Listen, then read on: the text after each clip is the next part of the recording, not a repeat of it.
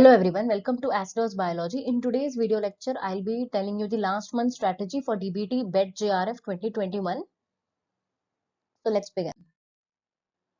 As you all know, the DBT BET JRF का जो examination है वो 14th of August 2021 में होगा. तो अभी एग्जैक्ट 30 डेज बचे हैं. तो इन 30 डेज में आपको क्या क्या करना है वो मैं आपको बताऊंगी. ओके, ठीक है.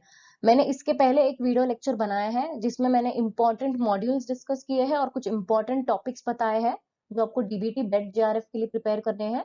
ये आपको बिल्कुल भी स्किप नहीं करने हैं. मैं ये वीडियो लेक्चर का लिंक डिस्क्रिप्शन में दे दूंगी, आप देख लीजिए. Okay, then what all things are needed to be done.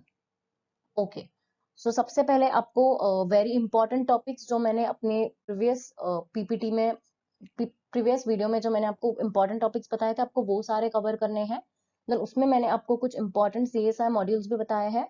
उसके साथ साथ आपको प्रीवियस ईयर क्वेश्चन पेपर्स करने हैं of DBT BET as well as GATE biotechnology examination, revision, practice, rest, eat and proper sleep. ठीक है, तो इंपॉर्टेंट टॉपिक्स की जो लिस्ट है वो मैंने मेरी प्रीवियस डीबीटी जेआरएफ वाला जो वीडियो है उसमें मैंने बता दिए हैं. उनमें से एक भी टॉपिक आपको छोड़ना नहीं है. ओके, इंपॉर्टेंट सीएसआई मॉड्यूल्स मैंने तभी भी डिस्कस किए थे और मैं आने वाले स्लाइड्स में भी आपको बताऊंगी.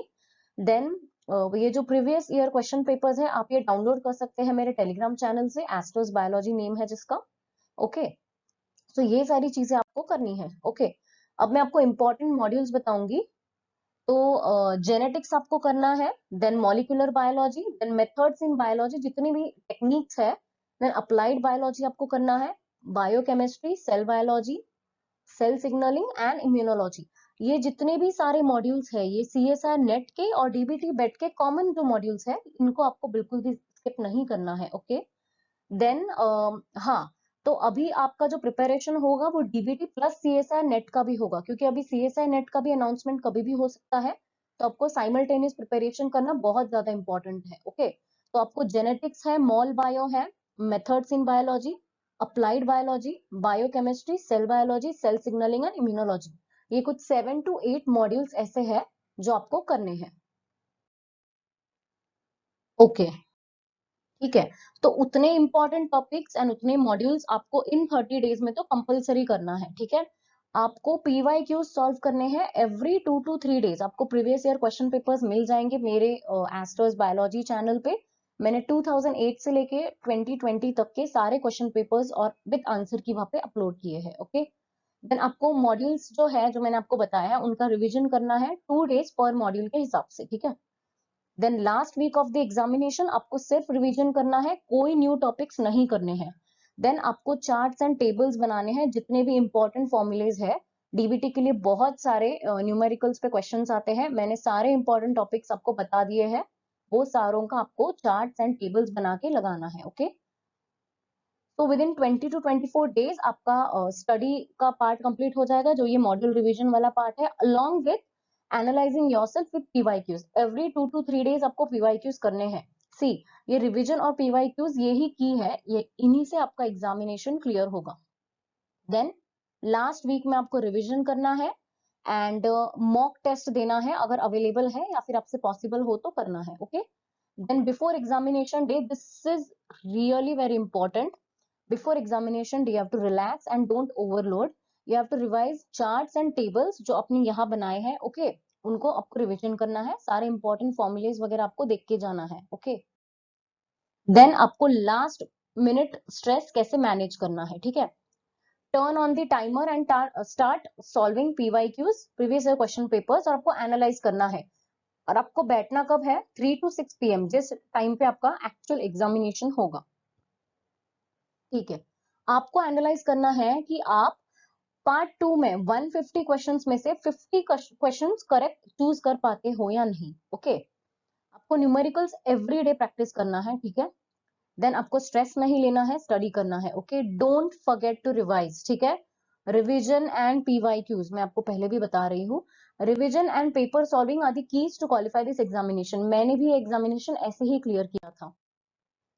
How I qualified BET JRF 2020, DBT BET JRF 2020 examination. ठीक है, मैं कुछ मेरे टेक्निक्स या ट्रिक्स आपको बताऊंगी. ये आपको हेल्प करेंगे एग्जामिनेशन क्लियर करने में। देन आपको पता है कि एग्जामिनेशन 3 आवर्स का है, दैट इज 180 मिनट्स। ओके, यहाँ पे 2 सेक्शंस हैं, ए एंड बी। ठीक है, सबसे पहले आपको जाते ही सेक्शन बी से स्टार्ट करना है। ठीक है, आपको सेक्शन बी में 150 में से 50 करेक्ट क्वेश्चंस ढूंढने हैं, राइट। कंप्लीट करना है आपको section be in 100 minutes. 180 minutes में से 100 मिनट्स में आपको पूरा सेक्शन बी खत्म करना है। ठीक है, then start with section A. अगर एंड में टाइम बचता है तो आप फिर से एक बार देख सकते हो कि आपने कहीं एक्स्ट्रा एमसीक्यू या फिर कोई गलत एमसीक्यू सॉल्व किया है, या फिर आपने जितने भी आपके दिमाग में थे वही 50 सॉल्व किए हैं, या कुछ गलत आपसे टिक हो गया है, तो आप इनको एक बार चेक कर सकते हैं। ओके, तो यहाँ पे मैं आपको एक ट्रिक बताऊंगी। तो आपको रफ शीट दिया जाएगा, ठीक है, आपको जाते ही पहले पार्ट बी करना है। ठीक है, अब पार्ट बी में तो है 150 क्वेश्चंस, जिसमें से आपको 50 क्वेश्चन सॉल्व करना है। ठीक है, तो यहाँ पे सबसे इंपॉर्टेंट बात है, जिनको लेके आप 100% श्योर हो वो तो आपको टिक करना ही है। ओके, उसके अलावा जो रफ शीट दी जाती है वहां पे आपको 2 कॉलम्स बनाने हैं, एक टिक वाला और एक क्रॉस वाला। ठीक है, रॉन्ग वाला। ठीक है, यहाँ पे आपको ऐसे नंबर्स लिखने हैं जो आपने वहां पे टिक किए हैं, बट आपको ऐसे लगता है कि वो 90 टू 95% आप श्योर हो, फिर भी आपने यहाँ पे टिक नहीं किया, या फिर 80 to 95% श्योर हो, आपने वहां पे टिक किया है, बट अगर आपको आगे कुछ ऐसा एमसीक्यू दिखता है जिसके लिए आप 100% श्योर हो, तो आप ये वाला हटा के वो वाला टिक कर सकते हैं। ठीक है, जैसे कि, और यहाँ पे क्रॉस वाले पे आपको वो वाले एमसीक्यूज के नंबर लिखने हैं जो आपने करे नहीं है, बट आपको लगता है कि आगे आप कर सकते हैं अगर आपके 50 पूरे नहीं हुए तो। ठीक है, जिनके लिए आप कुछ ऐसे 70% एंड अबाउट श्योर हो, बट आपने वो टिक नहीं करे हैं, उनके नंबर्स आपको यहाँ पे लिख के रखने हैं सॉल्व करते वक्त। ये टेक्निक आपको हेल्प कराता है, बिकॉज आप एंड में सब देख नहीं सकते। ठीक है, आपको बस टिक करते रहना है, और ऐसा ना हो जाए कि आपने सारे 150 क्वेश्चंस देखे ही नहीं है और आपके पहले ही 50 टिक करके हो गए हो, और एंड में कुछ ऐसे क्वेश्चंस रहे जिसके लिए आप 100% श्योर थे। ठीक है, तो आपको ये वाला टेक्निक पक्के से यूज करना है। ठीक है, जितने भी आपने 100% श्योर है वो यहाँ पे आपको लिखने की जरूरत नहीं है, फिर भी कुछ ऐसे टिक करे हैं जिनको आप थोड़ा बहुत ये है कि नहीं, अगर आगे मुझे ऐसा क्वेश्चन मिलता है जिसके लिए मैं 100% श्योर हूँ, तो ये वाला मैं अनटिक कर सकती हूँ। तो इसलिए आपका टाइम रिड्यूस करने के लिए आपको ये 2 कॉलम्स बनाने हैं, जिससे कि आपका ये पेपर फटाफट सॉल्व हो जाए। ओके, देन आपको 50 क्वेश्चन पार्ट बी में से अटेम्प्ट करने हैं, तो आपको इनमें बिल्कुल भी कंजूसी नहीं करने हैं। It is very easy to choose 50 questions from 150। ठीक है, तो आपको you have to make sure कि आप राइट 50 क्वेश्चंस ही अटेम्प्ट करें जिनको लेके आप बहुत ज्यादा श्योर हो। ठीक है, और फ्रॉम पार्ट ए आपको 50 क्वेश्चन पूरे सॉल्व करने हैं, उसमें से आपको अराउंड 40 to 45 सॉल्व करने हैं। ठीक है, if you attempt less your chances of getting qualified are very less, क्योंकि लास्ट ईयर बहुत सारे बच्चे ऐसे थे जिन्होंने श्योर शॉट जो थे वो सारे अटेम्प्ट किए, बट कम अटेम्प्ट किए थे, जिसकी वजह से राइट होने के बाद भी उनका कट ऑफ इतना स्कोर नहीं बना था। तो यहाँ पे आपको मैक्सिमम अटेम्प्ट करने हैं और सही अटेम्प्ट करने हैं। ठीक है, उतना प्रैक्टिस आपको करना पड़ेगा। Relax, don't panic in the examination hall. ठीक है, ये तो सीजन है एग्जामिनेशन के, क्योंकि इसके आगे बहुत सारे एग्जामिनेशन आने वाले हैं।